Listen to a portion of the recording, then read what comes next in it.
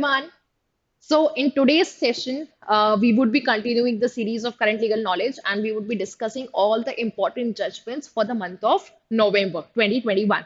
So, let's just get started.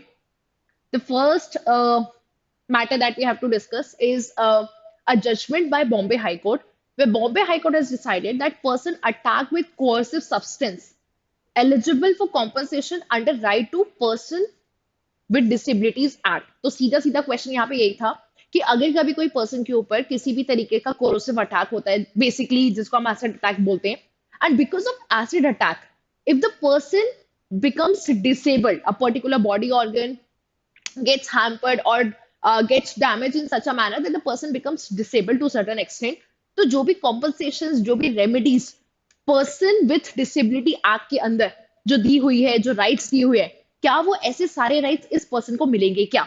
So general में example अगर दूं कि किसी पर्सन के ऊपर एसिड अटैक हुआ and because the acid was thrown on that particular person face, the person lost his eyesight, उस पर्सन की आईसाइट चली गई।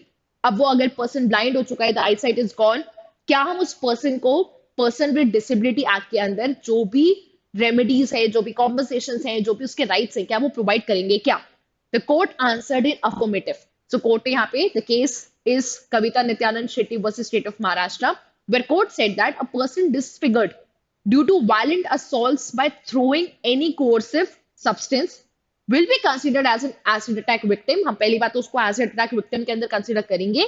सेकेंडली, जो भी सारे rights of person with disability act के अंदर चीजें हैं, वो सारी उस पर्सन के लिए available hogi, or the person will also be eligible for compensation.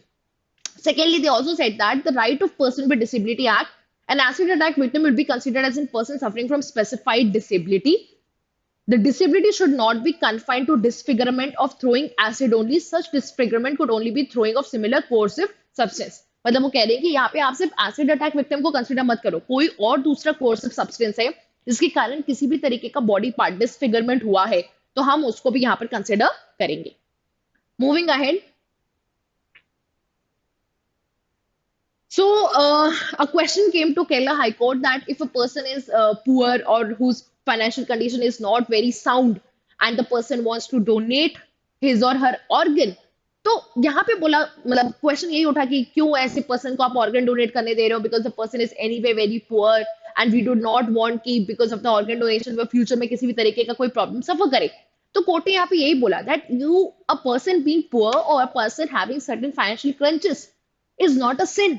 वो एक ऐसी कोई गलत चीज नहीं है जहां पे हम उसको बोल रहे हैं कि नहीं आप ऑर्गन डोनेट नहीं कर सकते। You can not do such a charitable act, such a selfless act for a person and save other persons life. तो यहाँ पे केरला हाईकोर्ट ने यही बोला in the case of reserve versus district level authorization committee for transplantation of human organs, where the petitioner who was donating kidney was a poor tea seller. तो उन्होंने कहा कि भाई even if the person is a poor tea seller, his financial background, his financial capacities, incapacities has nothing to do with organ donation.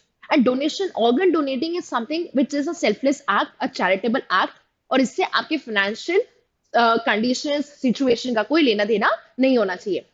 In fact, court also said that criminal antecedents, a person with certain criminal record, cannot be criteria when it comes to organ donation, and the Transplant of Human Organs and Tissues Act does not make any such distinction between a person with criminal record. So let's say if the person was accused of a particular crime, even got convicted, served the punishment or something like that, and wants to go ahead and donate his or her organ to a person to save his or her life, ऐसी situation में आप ये नहीं बोल सकते कि किसी इंसान ने कोई क्रिमिनल एक्ट किया है तो वो ये काम नहीं कर सकता, because this should completely considered as a selfless act. And हम ये जनरल ये भी मानते हैं और ये हमारा जनरल प्रिजम्पशन है for the society that your acts might be bad, but in general humans are not bad. मतलब you are not born as a bad person, you are not born as a criminal or as a poor person. Certain acts or certain choices in life might be resulting in certain situation or actions like that, but in general हम हर इंसान को एक pure soul की तरह consider करते हैं, and if a person wants to go ahead with such good deed, there is nothing that should be stopping a person from doing such an act. Moving ahead, ban on online rummy unconstitutional. Now Dream 11 हो गया, rummy हो गया, now a lot of games and maybe app which keeps people engaged in all such activities have come up, especially in the recent times. और बहुत सारे लोगों ने इस पे अपनी अपनी टीम्स बनाना शुरू कर दी, बहुत सारे लोगों ने इसमें इन्वेस्ट टाइम इन्वेस्ट करना शुरू कर दिया, एफर्ट्स इन्वेस्ट करना शुरू कर दिया. And then the question arise कि इफ अगर कभी सिचुएशन में if at all you are going to ban such apps और सच गेम्स जहां पे nobody is actually gambling, but it's more like a kind of a skill, a kind of a act required जहां पे आपकी skill से ही आपकी winning और losing decide हो रही है. तो क्या इसको हम गैम्बलिंग के अंदर कंसिडर करके बैन करेंगे या नहीं करेंगे? सो केरला हाईकोर्ट ने कहा कि इस तरीके का बैन सही नहीं है, it's unconstitutional. Reason be competitions where success depends on substantial degree of skills. जैसे पबजी हो गया, आपको स्किल्स की जरूरत है, not everybody can actually play PUBG, I could not. And just like mini militia, ये ऐसे गेम्स है जहां पे आपके लिटरली स्किल्स बहुत इंपॉर्टेंट है, और अगर वहां पे स्किल्स यूज हो रहे हैं तो फिर हम उसको गैम्बलिंग के अंदर कंसिडर नहीं करेंगे. And because we will not be considering it as a case of gambling, it's not illegal, it's not in violation of fundamental rights, and therefore nothing should be banning such game for that matter. Moving ahead, cinema halls to provide drinking water. This is something which is decided by Madras High Court. Now you would be wondering ki, why are we even discussing this? What's the importance? Reason was ki for a very long period, a lot of cinema halls have been completely closed because of pandemic, of course. And जब अभी धीरे धीरे खुलना शुरू हुए, so they have to make up for all the losses for all this while. So there are a lot of cinema halls जिन्होंने completely लोगों को मना कर दिया that they cannot carry food items, they cannot carry water or anything for that matter. And if they want food, water, whatever, they have to buy it within the premise, which is obviously 10 times expensive than the general store that you get these things from. तो यहाँ पे court का यही था question कि अगर आप किसी को खाना लाने से मना कर रहे हो और आप बोल रहे हो कि आपको फूड एरिया में ही, फूड कोर्ट एरिया में ही खरीद के खाना है, that's still reasonable because a person is coming for a movie that's like a 2, 3, 4 hours business and a person can manage. But if you are asking a person not to even carry water and you're not providing water for free and then forcing them to buy expensive water bottle, that's completely unreasonable. So court ने यहाँ पे यही बोला कि if the cinema hall is not providing drinking water, they cannot let people not carry their own bottles. So either you let them carry or you provide them. So यहाँ पे the feasible option was that we would be providing the water taps, which people in general can use, especially the way we use it on airports. तो जैसे airports में होते हैं exactly in the same manner. क्योंकि आप पानी लाने भी नहीं दे रहे हो, आप पानी प्रोवाइड भी नहीं कर रहे हो, फिर मजबूर कर रहे हो महंगा वाटर बॉटल खरीदने के लिए. That's completely unjust. That's completely against the basic rights of the person. Moving ahead, access to online education for EWS students. Now, students coming from EWS background, something जहाँ पे हम बोलेंगे कि वो एक ऐसा वीकर सेक्शन है जहाँ पे किसी तरीके से they are getting into colleges through reservation, but they do not have certain means for online education. मतलब अगर सपोज कभी कोई बच्चा है जिसको ईडब्ल्यूएस कैटेगरी के थ्रू किसी कॉलेज में एडमिशन मिल भी गया, बट अभी क्योंकि इस पैंडेमिक में कॉलेजेस की क्लासेस ऑनलाइन चल रही है, there are certain assignments which are submitted in online manner.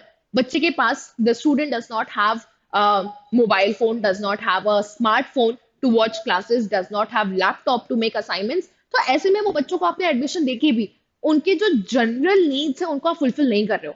When the matter reached Supreme Court, and this was brought up by the Action Committee Unaided Organized Private Schools, court को realize हुआ कि forcing government in this particular sector might not yield result. The best thing could be the CSR. So the Supreme Court decided कि let's loop in all the big corporates, make them responsible for, under the corporate social responsibility, and उनको बोलो कि आप एक तरीके के CSR activity में students को ये सारी बेसिक एमिनिटीज प्रोवाइड करें. So let me tell you what exactly CSR activities is.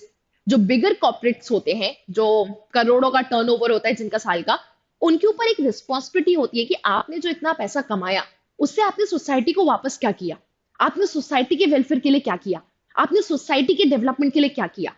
और वहां पे एक particular portion of their profits they have to give it for CSR, that is corporate social responsibility. अगर if you're travelling to metro cities, तुम्हें पता चलेगा कि metros के आसपास के जो स्लम्स होते हैं उनको बहुत सारी जगहों पे बिग कॉर्पोरेट्स ने अडॉप्ट कर रखा होता है. सो स्पेशली मुंबई में बहुत सारे ऐसे छोटे छोटे स्लम एरियाज हैं जिनको कंप्लीटली अडॉप्ट कर लिया है रिलायंस ने.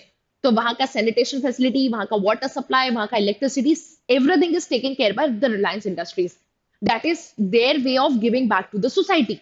तो ऐसे में उन्होंने कहा कि जो इतने सारे कॉर्पोरेट्स हैं और वो सोसाइटी को वापस कुछ करने के लिए, सोसाइटी के लिए या वापस सोसाइटी को देने के लिए कुछ चीजें सोच रहे हैं, this could be one way that they can give back to the society.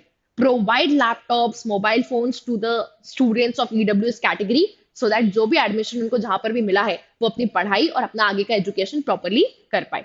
So Supreme Court decided to loop in all the corporates under the corporate social responsibility. Moving ahead, World Bank cannot be considered as government agency. This is decided by Delhi High Court. अब ये matter शुरू कहाँ से हुआ? So basically कहीं पे tender निकाले गए, एक पर्टिकुलर कंपनी है जिसने टेंडर के लिए अप्लाई किया, this A to Z infra services limited. While it was finalized, like almost finalized, the matter came to knowledge कि वर्ल्ड बैंक ने इस पर्टिकुलर कंपनी को एक तरीके से बैन कर रखा है बिकॉज इस कंपनी ने पास्ट में किसी ना किसी तरीके के कुछ इश्यूज क्रॉप इन हो गए थे इनके कॉन्ट्रैक्ट में, एंड देयरफॉर इस वर्ल्ड बैंक ने इनको बैन कर रखा है.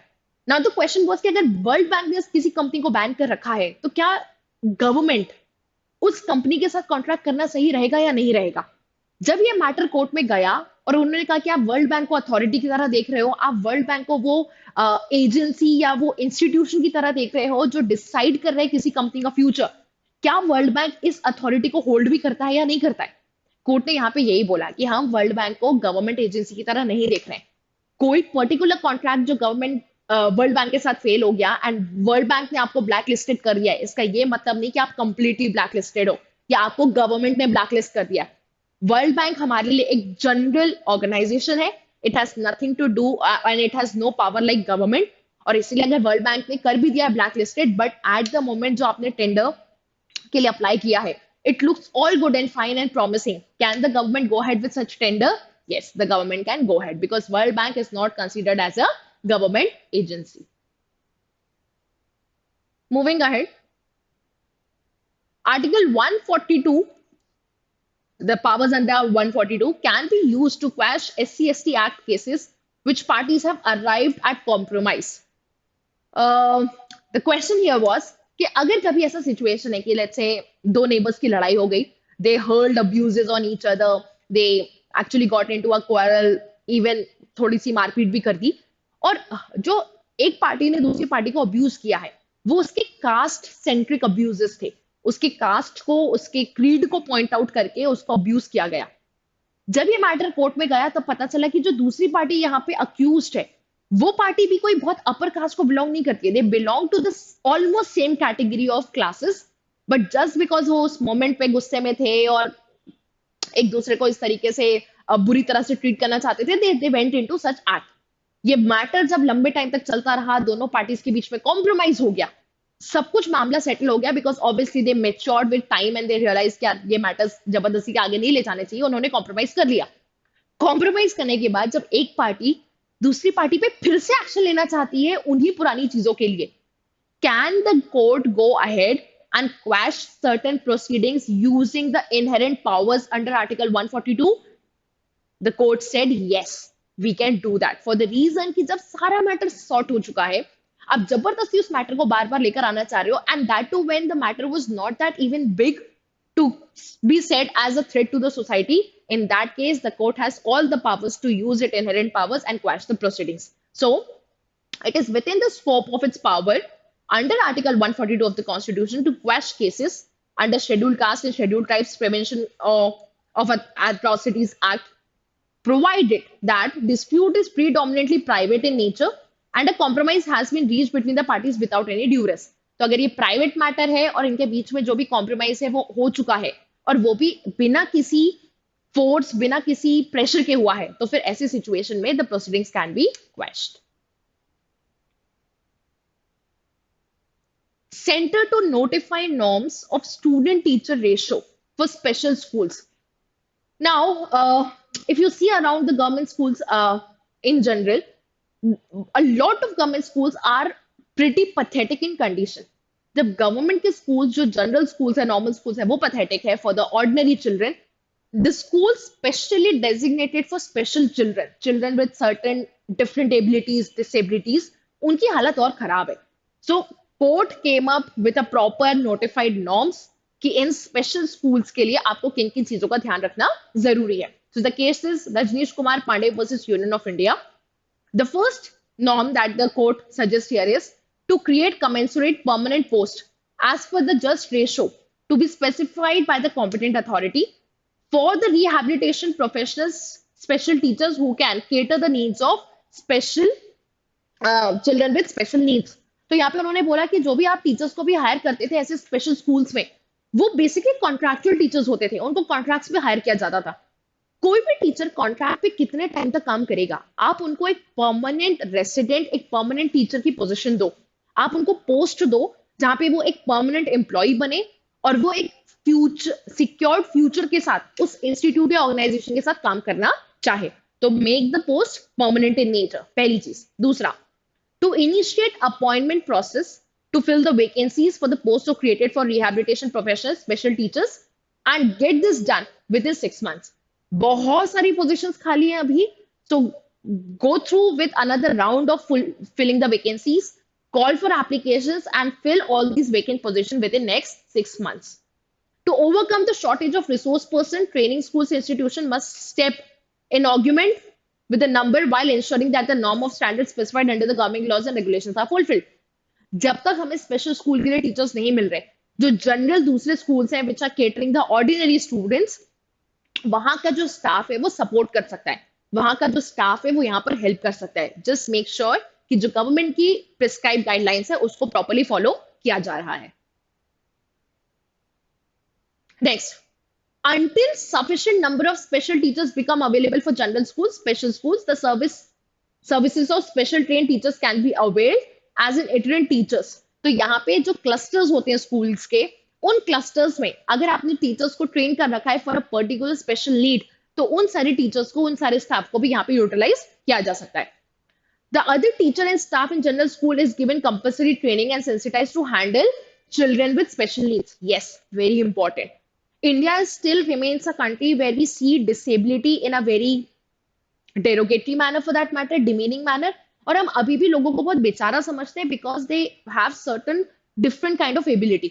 तो जब कोई टीचर है जो दूसरे स्कूल का ऐसे स्पेशल स्कूल्स में यूटिलाइज होगा, we will have to give them a proper training so that the teacher is well sound enough to cater such needs. वहां पे टीचर जाके ऐसा कोई काम ना कर दे या इस तरह से कुछ बिहेव ना कर दे which might be a troublesome for the students as well as for the other authorities. तो यहाँ पे स्पेशल ट्रेनिंग देना टीचर्स को बहुत इंपॉर्टेंट है.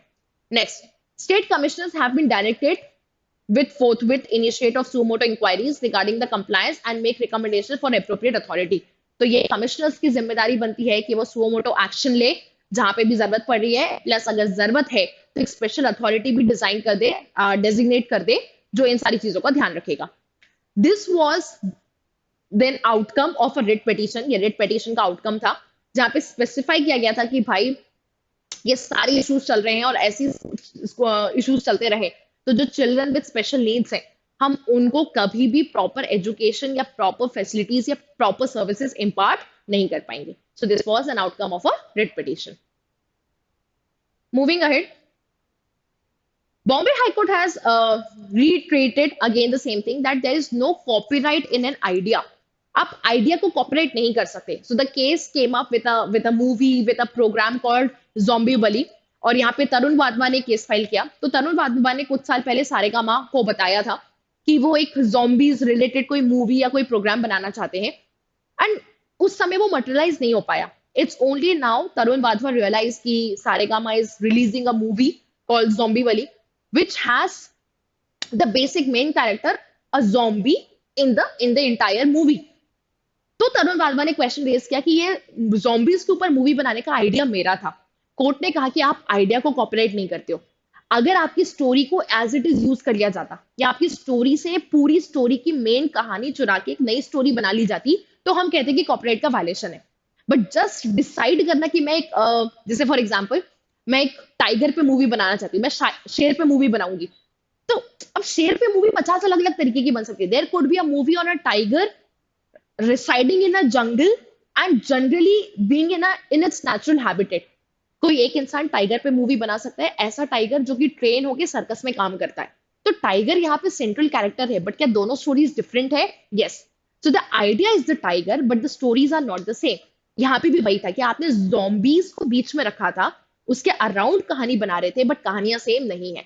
एंड इसीलिए there is no copyright for an idea. तो हम आइडिया के लिए किसी भी तरीके के कॉपीराइट को कंसिडर नहीं करते. With this, I'm going to end this session here. In the next session, we would be discussing certain other judgments by Supreme Court and High Court, which would be the highlight of the month of December. Thank you.